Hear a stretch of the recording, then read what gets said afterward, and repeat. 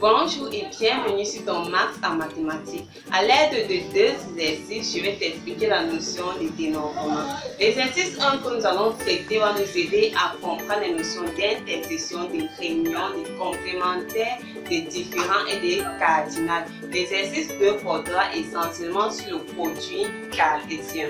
Mais avant de regarder la production ou bien le procédé de résolution des exercices que nous allons aborder, ce que je te conseille pour être sûr de bien admirer ces notions, c'est de traiter chacun de ces exercices au préalable.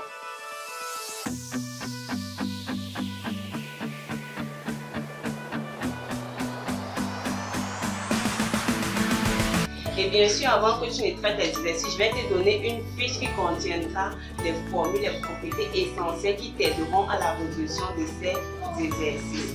On va commencer par l'exercice numéro 1. L'exercice 1. Donc, ce que tu fais maintenant, c'est mettre pause et l'exercice a été donné. Tu essaies de résoudre de la meilleure des façons, de la façon que tu peux. Maintenant, alors si tu as déjà résolu l'exercice, allons-y à la correction. On te dit que c'est un ensemble fini. Alors c'est d'abord pour un ensemble fini. Un ensemble fini, c'est tout simplement un ensemble que tu peux compter les éléments.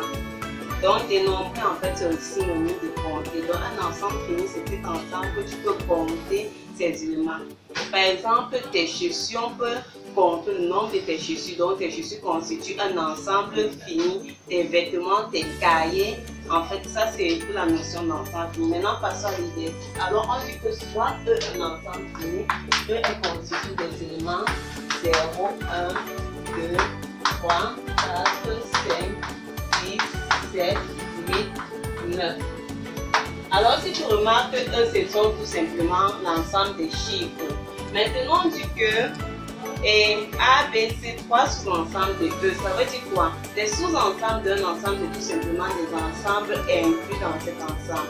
Ça veut dire que si je te dis que A est un sous-ensemble de E, c'est équivaut à dire que A est inclus dans E. Donc, tous les éléments de A, en fait, je vais les retrouver dans E. Allons-y donc. On a A, sous-ensemble A, est constitué de des éléments 0, 0, 3, 7, 8, 9. Donc, si tu remarques bien, tous ces éléments de A sont dans E. Tous ces éléments appartiennent à E. Maintenant, B. B est constitué. On a 2, on a 3, 2, 3, 4, 4, 5, 6, 7. 2, 3, 4, 5, 6, 7. On a C. C est constitué de 1, 2, 4, 1, 2, 4, 5, 6. Voilà. Voilà notre A, voilà notre B et voilà notre C. Maintenant, nous allons passer aux questions pour nous permettre d'interpréter et comprendre chacune de ces notions. Alors, avant de passer à ces questions, il faut vraiment traiter cet exercice. Donc, si tu n'as pas encore traité, mets vraiment pause et essaie de revivre cet exercice parce que ça va t'aider à mieux comprendre ce que nous allons aborder tout à l'heure. Alors, la question 1. Je ne vais pas rédiger les questions parce que tu as déjà l'énoncé. Donc, on va juste passer à la solution de l'exercice. Donc, allons-y. Solution. Alors, en 9, on nous demande qu'on dit déterminant. Donc, on demande de déterminer. La première chose qu'on veut déterminer, c'est A union B. Alors, la notion de A union B, c'est en fait la notion de réunion, la réunion de deux enfants. Lorsque je te dis A union B, ça veut dire que je veux tout simplement les éléments qui sont dans A ou dans B. Donc, comment est-ce que tu fais? Tu viens, tu prends d'abord tout élément dans A. Tu prends tous les éléments de A. Tu as 0, tu as 3, tu as 7, tu as 8, tu as 9. Maintenant, tu pars dans B. S'il y a un élément en fait en B qui n'est pas dans A, tu le mets. Donc, tu n'as pas besoin de remettre les mêmes éléments. Allons-y. 2, par exemple, 2 n'est pas dans A, donc je mets mon 2. 3, on a déjà eu 3, on n'a pas besoin de remettre 3 en face. 4 n'est pas là, tu mets 4, 5, 6, 7, 7, on a déjà eu 7 dans A. Donc on a déjà noté 7, on n'a pas besoin de connaître. C'est ça A union B. De même, A union C, ce sera les éléments qui sont dans A et dans C, ou dans C, pardon, dans A ou dans C. Donc, tu prends tous tes A.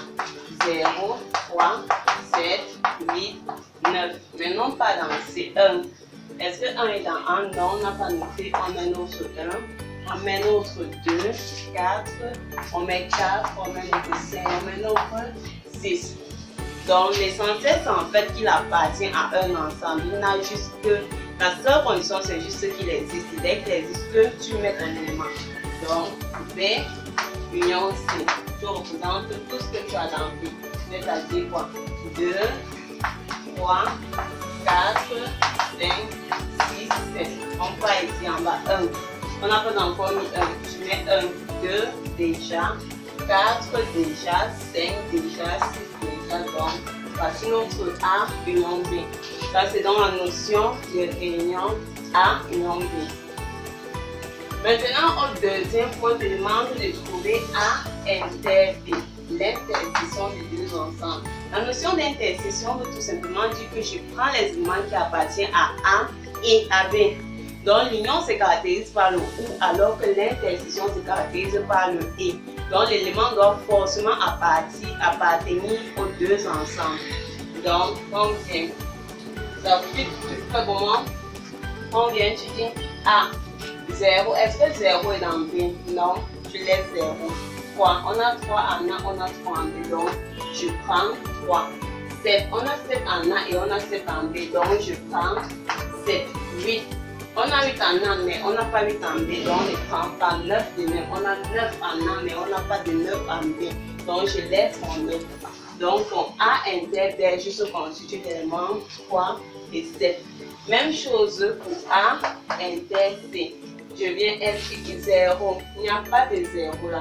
Je laisse 3. Il n'y a pas de 3. On ne prend pas 3. 7. Il n'y a pas de 7. On ne prend pas 8. Pas de 8. 9. Pas de 9. Je ne prends pas. Donc il n'y a en fait aucun élément qui appartient à A et à C. Ça veut dire que ça, c'est tout simplement l'ensemble B2. Soit tu représentes ça comme ça, bien soit tu mets comme ceci. Et maintenant, si tu arrives à démontrer que l'intersection des deux ensembles, c'est l'ensemble vide, tu peux conclure que ces ensembles sont disjoints. Ça veut dire qu'ils n'ont en fait aucun élément en commun. Comme pour les deux cercles. Lorsqu'on vous dit que deux cercles sont disjoints, c'est vrai que tout simplement qu'il n'y a pas de point, non, aucun point en commun. Tu auras deux cercles complètement éloignés. Donc, ceci nous permet de dire que A et C sont disjoints. Ça n'a pas été demandé lors de l'exercice, mais c'est juste pour compléter au cas où on vous demandait. Si on vient vous demander que démontrer que deux ensembles sont disjoints, c'est tout simplement démontrer que l'intersection est égale à l'ensemble B2. On continue avec B. B inter C, donc les éléments qui appartiennent à B et à C. Allons-y. On a 2 dans B et on a 2 dans C. Donc, on peut prendre l'élément 2. On a 3 là, mais pas de 3 là. On laisse 3. On a 4 là et 4 là. Donc, on prend 4. On continue. On a 5, 5. Donc, on a bien l'élément 5. On a 6, 6. Donc, on a bien notre 6. Ça veut dire que A inter B, c'est 2, 4, 5, 6. Maintenant, on continue avec quoi? Après la notion d'union d'intersection, on passe à la notion de complémentaire. Alors, on vous demande de déterminer le complémentaire de A dans E. On représente encore ça par A bar. Ça veut dire quoi? Je veux tous les éléments de E qui n'appartiennent pas à A. Donc, lorsque je prends le pas dans E, je suis sûr que l'élément que je vais mettre ici ne doit pas appartenir à A. Donc, ceci c'est pour dire, je viens dans E. Allons-y, je vois que 0 est dans E et 0 est dans A, je ne prends pas 0. 1 est dans E, mais il n'y a pas de 1 dans A. Donc, on peut prendre 1 parce qu'il appartient à E, mais n'appartient pas à A. Donc, on prend notre 1. On continue 2. 2 est dans E, mais 2 n'est pas dans A. Donc, on peut prendre notre 2. 3. 3 est dans E, 3 est dans A. On ne prend pas. 4 est dans E, mais il n'y a pas de 4 dans A. Donc on prend l'élément 4, 5. 5 est dans E, mais il n'y a pas de 5 en A. Donc je prends l'élément 5. 6 est dans E, mais il n'y a pas de 6 en A. Donc je prends 6 et 7. 7 est dans E, mais 8 il est également dans A. Je ne le prends pas. 8 pareil. Dans E et A, on ne prend pas 9. On ne le prend pas. Donc alors le complémentaire de A dans E ou bien A base, ce sont les éléments de 1, 2, 4, 5, 6. Donc les éléments qui sont dans E et ne sont pas dans A. De même le complémentaire de B dans E, encore B base de quoi? Ce sont les éléments qui sont dans E mais qui ne sont pas dans B. 0 est dans E. 0 dans E, nous sommes d'accord, mais on n'a pas de 0 dans B, donc on va prendre l'élément 0. 1, pareil, on va prendre l'élément 1. 2 est dans B, donc on laisse 2. 3, on laisse 3. 4, on laisse 4. 5, on laisse 5. 6, on laisse 6. 7, on laisse 7. 8, il n'y a pas de 8 en B, donc je prends 8. 9, je prends 9. Donc, en fait ça. Je prends les éléments de E qui ne sont pas dans B. De même, le complémentaire de C dans E. Les éléments de E qui ne sont pas dans C. On prend. On a C bas. Il y a 0, 8. Ensuite, 1. Voilà, 1. On laisse 2. On laisse 3. Il n'y a pas de 3. Donc, on prend 3. 4. On laisse 5. On laisse 6. On laisse, mais 7. 7. 8 et 9, on les prend. Donc, en fait ça. 8, 9, on prend et partout. Si vous faites ce point, virgule, point, virgule, vous séparez les trois éléments.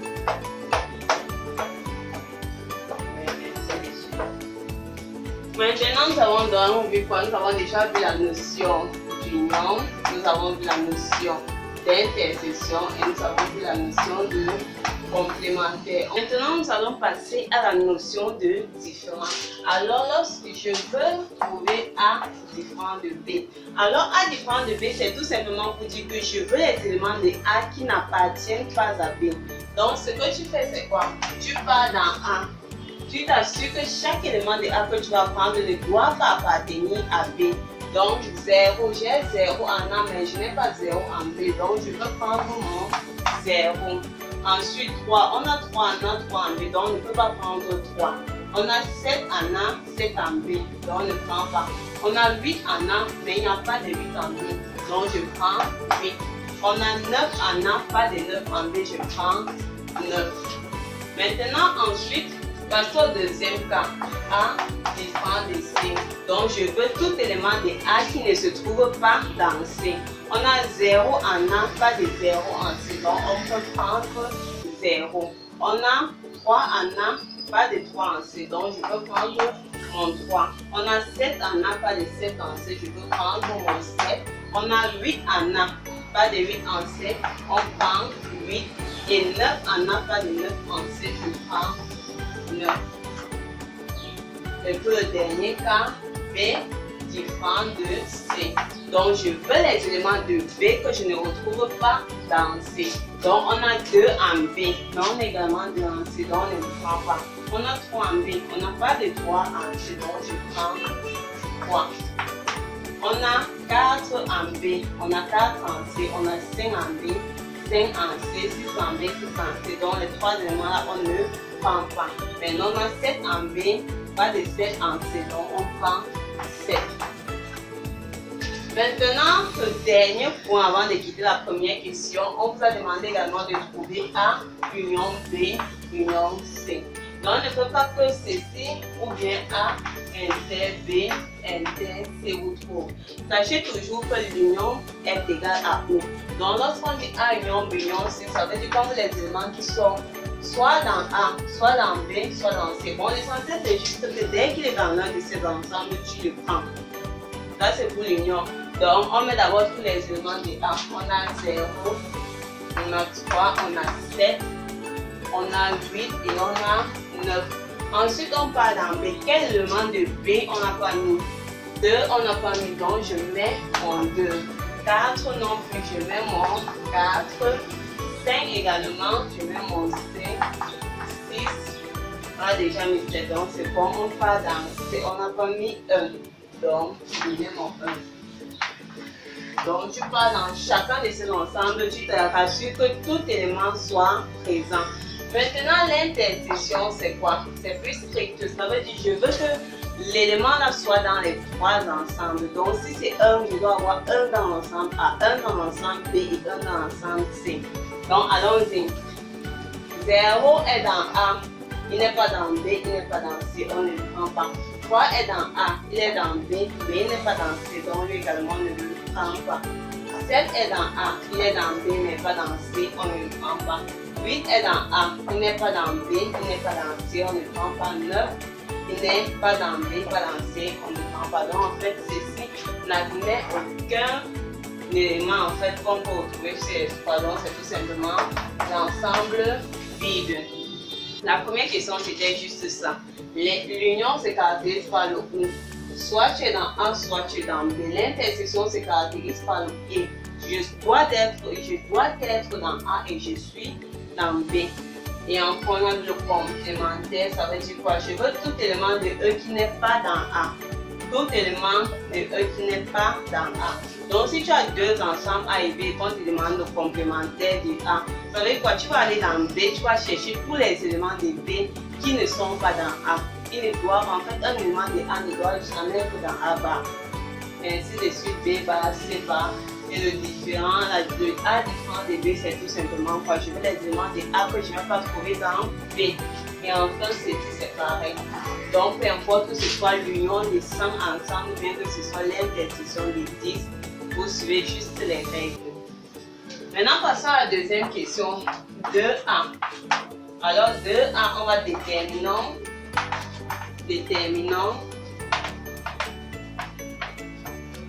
Première chose, le cardinal. Alors, le cardinal, c'est tout simplement compter en fait le nombre d'éléments. Donc, tout ce que tu as fait, c'est partir dans ton ensemble spécifique et de compter son nombre d'éléments. Donc, la première chose qu'on demande, c'est pour E. Je viens dans E, j'ai 1, 2, 3, 4, 5, 6, 7, 8, 9, 10 éléments. Donc, je vais dire que le cardinal de E, cardinal de l'ensemble E, c'est 10. Je viens dans A. 1, 2, 3, 4, 5. Je vais dire cardinal de l'ensemble A, c'est 5. Même chose, B. 1, 2, 3, 4, 5, 6. Cardinal de l'ensemble B, c'est 6. On part dans C. 1, 2, 3, 4, 5. Donc, cardinal de C, c'est 5. Ensuite, on demande de calculer cardinal de A union B. Je trouve mon ensemble A union B et je prends le nombre d'éléments. On a 1, 2, 3, 4, 5, 6, 7, 8, 9. Donc, ici, on a 9 éléments. Maintenant, on demande enfin cardinal de A union B union C.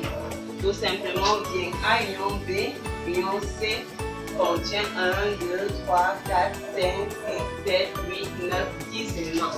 Donc ici, on a 10. Donc ça, c'était pour la question 1. Maintenant, pour la question 2, on demande de calculer de deux façons. Premièrement, cardinal de A inter B. Alors, qu'est-ce qu'on fait? On fait comme on a fait d'ailleurs pour les autres. On vient, on a A inter B. On a 2 éléments, 3 et 7. Donc ceci, c'est 2. Maintenant, passons à la deuxième méthode. La deuxième méthode consiste à dire quoi?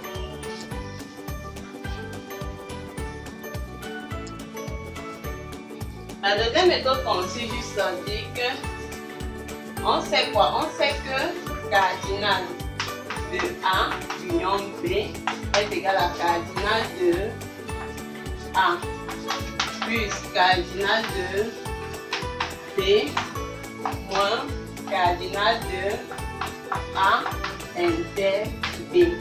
Ça veut dire quoi? Si je tire cardinal de A inter B, donc je l'envoie de l'autre côté, ça va faire cardinal de A inter B est égal à cardinal de A plus cardinal de B moins cardinal de ça. Donc ça va de ce côté et l'autre là va de ce côté. Donc moins cardinal de A union B. Donc ça veut dire quoi? Je viens, je remplace les cardinal de A. On a dit que le cardinal de A c'était le cardinal de A qui est 5. Donc 5 plus 6 moins A union B moins 9. Donc ça te donne le 22. Donc si tu arrives dans un exercice que tu n'as pas forcément l'ensemble A inter B, si on t'a peut-être donné le cardinal de A contre le cardinal de B contre le cardinal de A union B, tu utilises donc cette formule pour trouver ton cardinal de A inter B. À part ce qu'on a demandé de calculer cardinal de A bar. Donc tu viens, voici nos creux A bar. On a 1, 2, 3, 4, 5 éléments. Donc on peut dire que cardinal de A bar est égal à 5. Maintenant, la deuxième méthode, ça c'est la première méthode. La deuxième méthode pour le cardinal de A bar.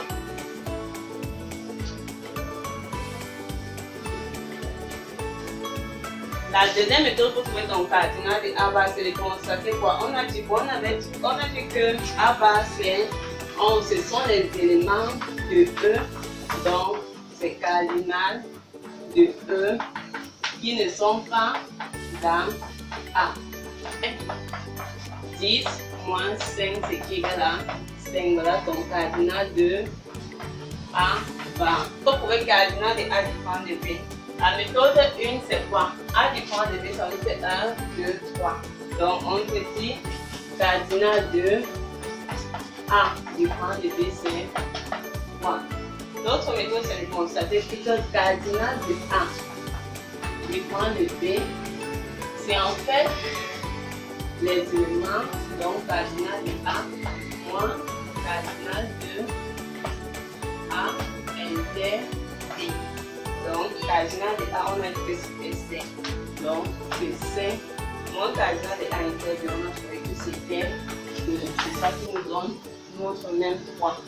Maintenant, nous allons passer à l'exercice 2 pour mettre en exergue la notion de produit cartésien. Alors, tu vas procéder de la même manière. Tu mets d'abord pause à l'exercice et tu essaies de le résoudre comme tu peux. Donc, tu essaies de traiter l'exercice. Si c'est déjà fait, passons donc à la correction. Qu'est-ce qu'on te dit? On te dit que monsieur Roy possède 4 chemises, 3 pantalons et 2 vestes. Et c'est quand nous savons en fait le nombre de combinaisons possibles qu'on peut faire avec de tels vêtements. D'abord, prenons C. C, c'est l'ensemble constitué de ces chemises. Donc, si je prends, c'est l'ensemble, c'est constitué de quoi? Nous avons la première chemise, nous avons la deuxième chemise, nous avons la troisième et nous avons la quatrième chemise. Si on prend P, les pantalons, nous avons le premier pantalon, nous avons le deuxième pantalon et nous avons le troisième pantalon. Maintenant, si on prend, on a dit 4 chemises, 3 pantalons et le veste. Donc, prenons B, on a la veste 1 et on a la veste 2. Pour résoudre cet exercice, on va utiliser le produit cartésien et on va utiliser une technique de dénombrement qu'on appelle l'arbre à choix. Donc, commençons d'abord par l'arbre à choix. Donc, disons peut-être petit arbre à choix. Alors, comment est-ce qu'on procède pour cette technique? Ça veut dire quoi? On passe au principe qu'on a 2 vestes. Ça veut dire que quand j'ai 2 vestes, ça veut dire que la veste 1, je peux porter la veste 1, soit je la porte dans le pantalon 1, soit je la porte dans le pantalon 2, soit je la porte dans le pantalon 3. Maintenant au pantalon 1, là, il n'y a que 3 pantalons, donc c'est pour ça que je prends pantalon 1, pantalon 2, pantalon 3. Maintenant, on va ensuite voir veste, pantalon, chemise. Donc on va avoir chemise 1, chemise 2, chemise 3 et chemise 4. De même solution, on a chemise 1, chemise 2, chemise 3 et chemise 4. Pareil pour le pantalon quoi? On aura la chemise 1, la chemise 2, la chemise 3 et la chemise 4. Ça c'est pour la première veste. Pour la veste 1, on a ces différents. Dans le groupe, on peut avoir les combinaisons, on peut avoir veste 1, chemise 1, veste 1, pantalon 1, chemise 1. Donc on peut avoir le couple B1, P1, C1. Donc ainsi de suite. En fait, c'est ça qu'on cherche, les différents couples veste, pantalon, chemise. Maintenant, vu qu'on a deux vestes, ça c'est pour la veste 1.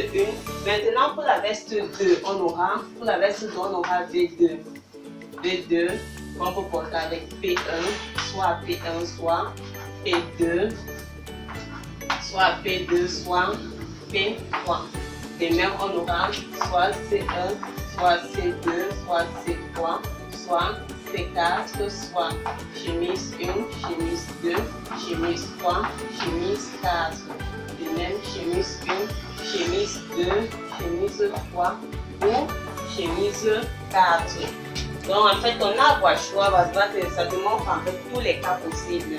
Donc vu qu'on n'a que deux vestes, on s'arrête à ce niveau. Donc la première veste, voilà toutes les combinaisons faites. La deuxième, voilà toutes les combinaisons. Donc au final, on a 1, 2, 3, 4, 5, 6, 7, 8, 9, 10, 11, 12, 13, 14, 15, 16, 17, 18, 19, 20, 21, 22, 23, 24 combinaisons possibles. On a 24 combinaisons possibles. Maintenant, utilisons le produit cartésien. Si on va retrouver cette exercice avec le produit cartésien, la deuxième méthode de produit cartésien. Alors, on passe sur quelle base? On passe sur la base quand on veut un couple V. On va un couple V, on va un couple V, P et C. Donc, veste, pantalon, chemise. Donc, je porte la veste et le pantalon et la chemise. Et qu'est-ce qu'on a dit précédemment? On a dit que lorsqu'on a le mot et, c'est l'équivalence de fois. Donc, si je vois en fait le nombre de combinaisons possibles, c'est en fait cardinal de V fois P fois C. Donc, on cherche cardinal de V fois P fois C. Or, dans notre fiche, on nous a dit que cardinal d'un A fois B, c'est cardinal de A fois cardinal de B. De même, cardinal d'un B fois B fois C, ça sera en fait cardinal de B fois cardinal de B fois cardinal de C. Donc, cardinal de V, comment est-ce qu'on prend juste son nombre d'éléments? 1, 2. Donc, on a 2 fois cardinal de B. 1, 2, 3. 2, 3 fois cardinal de C. 1, 2, 3, 4. 3, 4. C'est pour nous donner le 9, 24 combinaisons